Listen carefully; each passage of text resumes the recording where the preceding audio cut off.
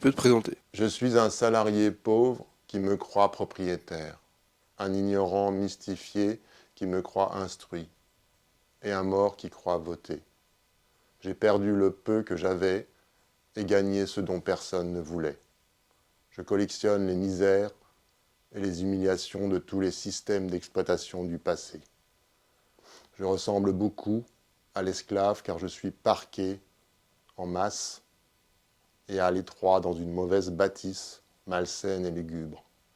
Mal nourri d'une alimentation polluée et sans goût, mal soigné dans ma maladie toujours renouvelée, continuellement et mesquinement surveillé, entretenu dans l'analphabétisme modernisé et les superstitions spectaculaires qui correspondent aux intérêts de mes maîtres. Je ne suis qu'un chiffre dans un graphique que dressent les imbéciles. Pourquoi avoir choisi l'art? Comme d'habitude. Comme dans tout ce que je dis, bien sûr. Pourquoi dirais-je autre chose dont il s'agit?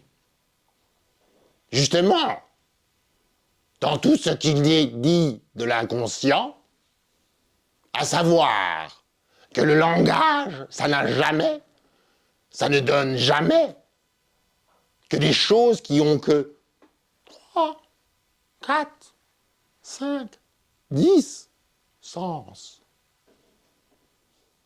Le sujet supposé savoir.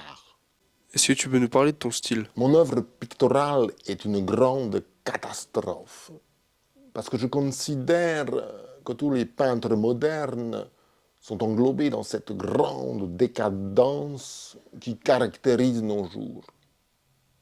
C'est pour ça que ça paraît paradoxal que d'un côté je parais le plus grand génie, et de l'autre côté que ma peinture est très mauvaise.